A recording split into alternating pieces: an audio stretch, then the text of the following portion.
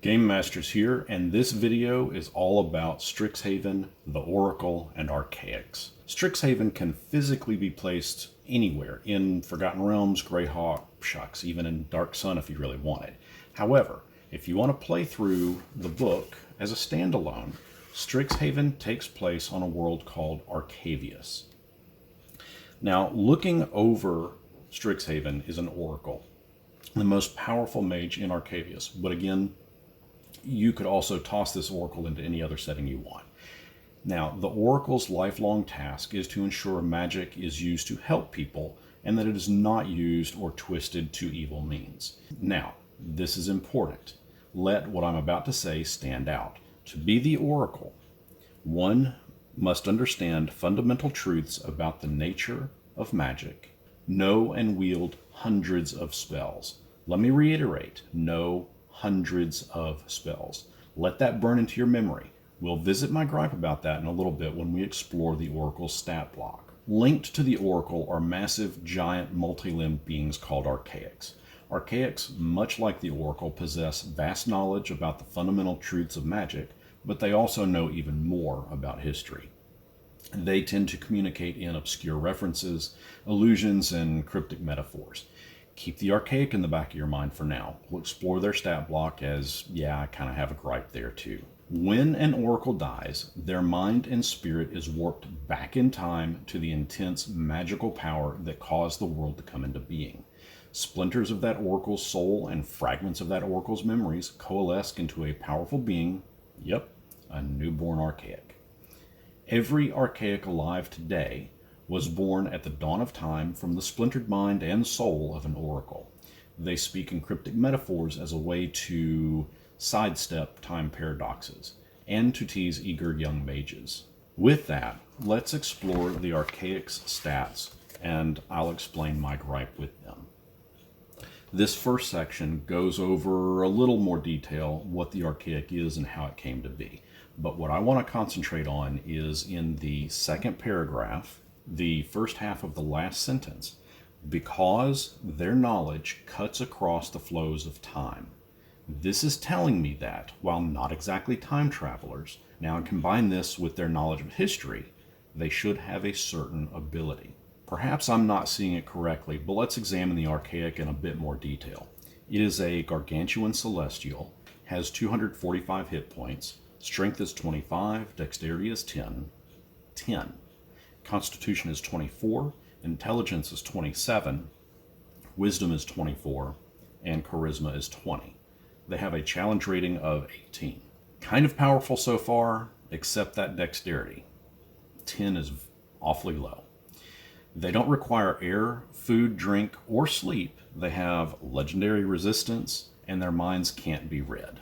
They have multi-attack, can push a creature away from them or pull a creature closer to them. This is called Force Strike. They can shift gravity, causing gravity to reverse on one creature.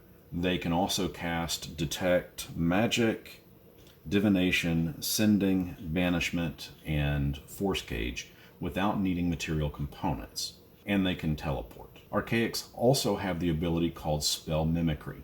Basically, when they see someone cast a spell of 5th level or lower, they can cast the same spell and don't need the material components to do so. Again, don't worry, we're about to get to my gripe with the Archaic.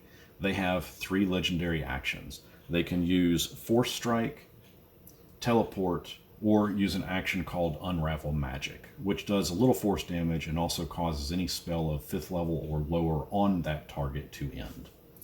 And that's it. My gripe, remember that line up here about their knowledge cutting across the flow of time and that they have a vast knowledge of history? Listen, these guys have existed in multiple points in time. That's why they speak in riddles in order to sidestep time paradoxes. My gripe is they have no special ability to address anything even remotely connected to history or time. Now, maybe that's less of a gripe and more of a disappointment and an opportunity missed. Now, real quick, if you're enjoying this video, please give it a thumbs up. It helps me get these videos out into more eyes, and I genuinely thank you for that. Thank you. So now that we know what the Archaic is, let's jump over to the Oracle and examine her stat block. Remember when I asked you to burn into your memory that the Oracle knows and wields hundreds of spells? Welcome to my main gripe. The current Oracle of Strixhaven is a human female named Jadzi. She has expanded her studies to encompass all disciplines of spell casting. Let that sink in. All disciplines of magic. She is supposed to know and wield hundreds of spells. Okay? Now let's look at the stat block. She has 150 hit points. Her strength is 12. Dexterity is 15. Constitution is 16. Intelligence is 21. Wisdom is 20. And charisma is 18. I would have expected someone who has taken to studying all disciplines of magic casting to be a little more beefy when it comes to the intelligence department. Don't get me wrong, 21 is a mighty fine score. But to know and wield hundreds of spells, I think the intelligence would be just a touch higher. She has a challenge rating of 15, has legendary resistance, and she can use a multi-attack and Magic Flare and Paradoxy. Magic Flare causes force damage, while Paradoxy can also cause force damage. She can also cast, under the heading of spellcasting, Detect Magic, Dispel Magic, Mage Armor, Remove Curse, Sending, Power Word Stun, Scrying, and Wall of Force without needing material components. And she can also teleport.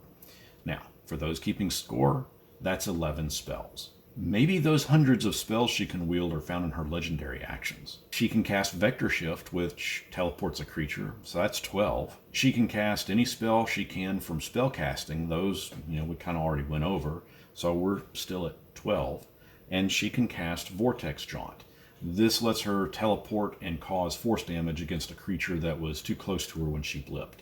So this is a variation of her teleport spell and flare spell, but technically that's a 13th spell. And that's it. No mention of her other hundreds of spells that she can wield. No mention of a table to reference, just 13 spells. I don't know, guys. I mean, again, as with the Archaics, I'm disappointed in the opportunity missed. Now, given I've not delved into chapters 3, 4, 5, and 6, which covers the actual adventure of this book, and it's possible that something is mentioned in there that covers my bunched up undies. That said, of course, a crafty DM can most certainly fix these issues. What other abilities or spells do you think the Archaics and the Oracle should have been able to do or should have access to? Let me know in the comments below. And until next our paths cross, may your mind and soul not get zapped back to the beginning of time.